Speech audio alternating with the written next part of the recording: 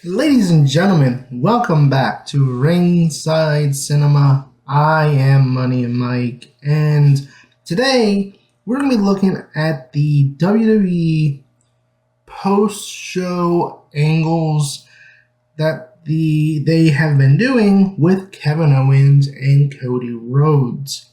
Dating all the way back to Bad Blood, we saw the incident between Kevin Owens and Cody Rhodes after this show where Kevin Owens attacked Cody by his tour bus.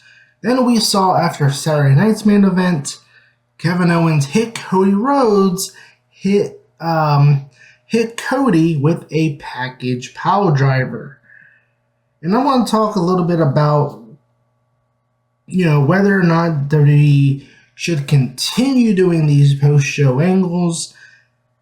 Are they good? Is it good for the short term, long term? And should other wrestling companies copy that?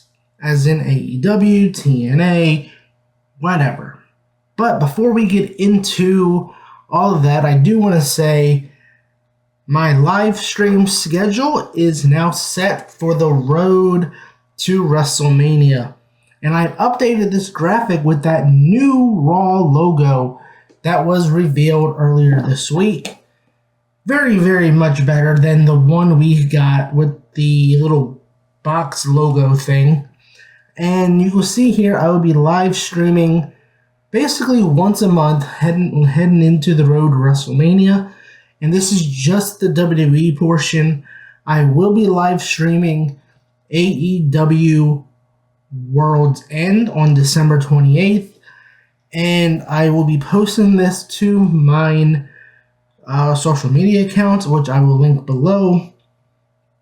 And if you are a wrestling fan and you like what I do here at Ringside Cinema, hit that like and subscribe button today. Now, let's go into the post-show angles that the WWE has been doing with this Kevin Owens-Cody Rhodes storyline. And honestly, I like it. I'm not here to say it's a bad thing. I think this is a good thing. I think this is the WWE finally getting into what do you want to call it? I guess getting up to date with technology.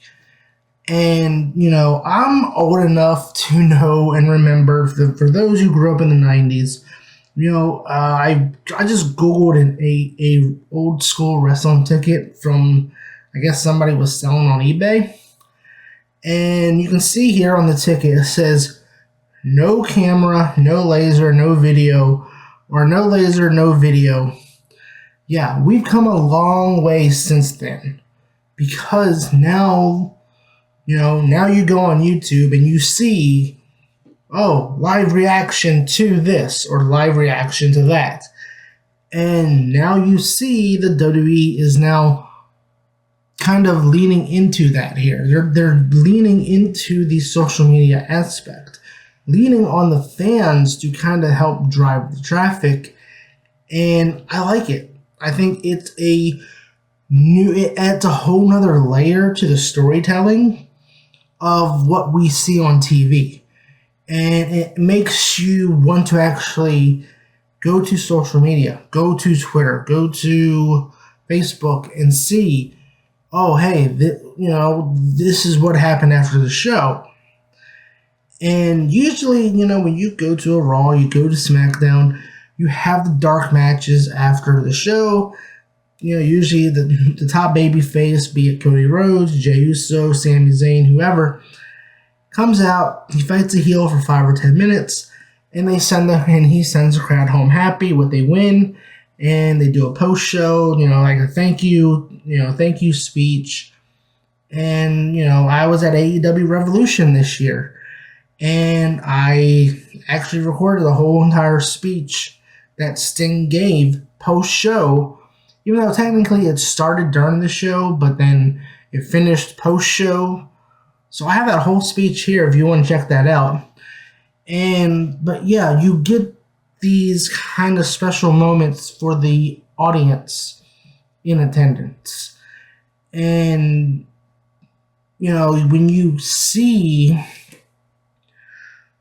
stuff like this happen, where if you're leaving the show, you see Cody at his tour bus, you see another wrestler there, and you see what happened with Kevin Owens and Cody Rhodes, and you go, whoa, wait a minute, there's no cameras around, there's nothing, and it's like, wait a minute, am I supposed to be seeing this? Is this real? And that to me is where I really do appreciate this kind of stuff they're doing, because it does make you question, wait a minute, is this part of the show? Is this not part of the show? Am I supposed to be seeing this? Like, that to me, again, it adds a whole nother layer to the storytelling beyond what we see on TV. And it does add to the realism. And, it makes you think that, hey, these two really hate each other because they're fighting off screen. They're fighting without a TV camera in their face. And it makes you wonder, oh, it can't be part of the script. And, all these things go through your mind. And at the same time, you think, oh, cool, I just got to see something that the TV audience didn't get to see. So, I do like it. I like the fact that they are trying to use social media and using this whole entire advancement of technology to their advantage, where now, like I said before, you used to not be able to record when you went to these shows. Now they're like, okay, you can record on your phone, but you know what? You may see something that that the TV audience wasn't meant to see, and then you come to find out that's part of the storytelling for TV. The thing that I look at is, how often should they do this, right? Because to me, there is that aspect of this where it is off camera and they are using the fans to film this, so to speak, and they're using them to basically promote it, post it on their Twitter, post it on YouTube, and going, hey, this happened after the show, the fans filmed this after the show, whatever. And again, it does make you wonder as a fan, like, was I supposed to see it? And that to me is where I kind of go, are they going to overdo it? Because to me, I feel like if you look at Seth Rollins, CM Punk, they're fighting on the first Raw on Netflix, January 6th. And to me, if Seth Rollins and CM Punk were, there was a video leaked of them having like this big argument, big fight, and you hear CM Punk call Seth Rollins by his real name, and Seth calls Punk by his real name, and or whatever, and they start fist fighting, and like in the parking lot or wherever, and the fans just happen to catch it, or maybe one of them's arriving to the arena where the fans kind of can see it, and fans catch a fight that is supposedly real. And that's a feud to me where it would work, because it comes off as like these two really hate each other. But at the same time, you don't want to do it for every storyline. You don't want like everybody to be attacked off camera and off and after the show, before the show, whatever the case is. You don't want to overexpose it, because then it loses its magic of, are we supposed to see this? But I think if you do it a couple of times a year with the right feuds, like Cody Rhodes, Kevin Owens, Seth Rollins, CM Punk, it could work. And I think it can still work moving forward. And I think, to me, to answer my own question, should other wrestling companies use this as well and do something like this? Absolutely. AEW. I've talked about AEW before. I think the only thing they're missing is the week to week consistent storytelling that the WWE currently has. And I think they too could benefit from doing stuff like this. And especially now, this whole thing with Jon Moxley, and Moxley's like, hey, this isn't your AEW, which we still really don't know what that means. With him trying to essentially doing a takeover of AEW, I think this is perfect for this type of storytelling. This old extra layer that the WWE is doing is perfect for Jon Moxley in the Night Riders. Because for me, if you're taking over AEW, then let's see them actually take over AEW. Let's have them start doing things like before the show, after the show, that aren't a part of the script. Make it seem like a total takeover of AEW. And at the end of the day, basically, it adds to your storytelling to the story that you're telling on TV. It adds this extra layer that is there. It might drive ticket sales. I mean, look, tickets are ridiculously expensive nowadays for wrestling, but for me, if you're a fan and you start seeing these post-show attacks angles happen, you might want to, and that WWE is coming to town, you may want to go because you're like, what if I see a cool post-show angle that happens, right? So, at the end of the day, I think this is great. I think this is something they should have done a long time ago.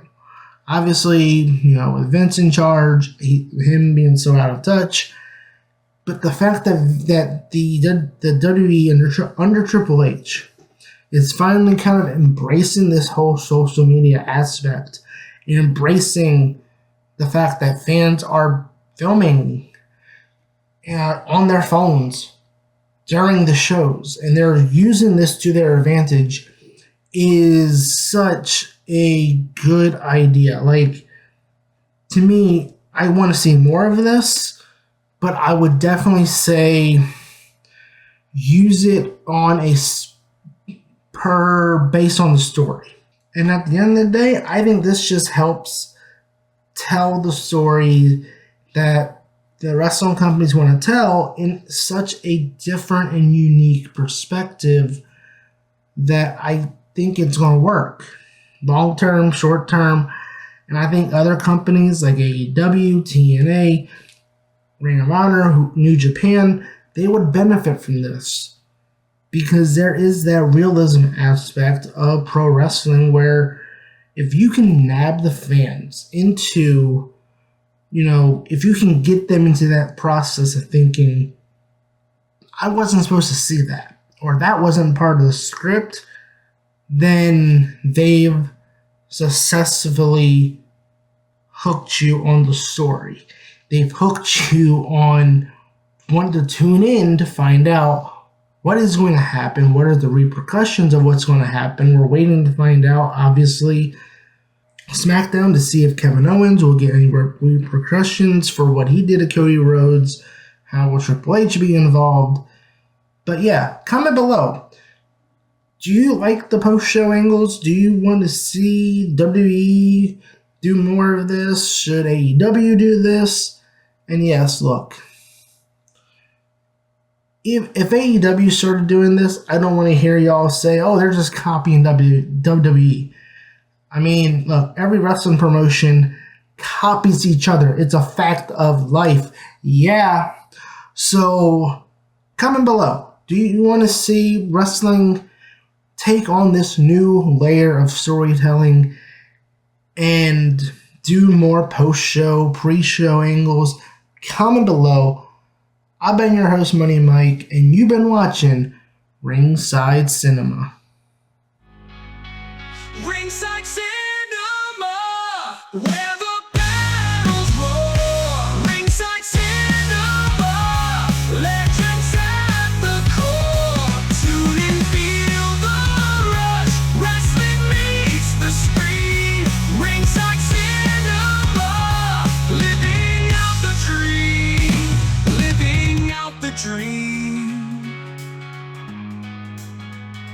living out the dream. Lights down, time to go. Cheers for heroes we know. Ringside forever bold.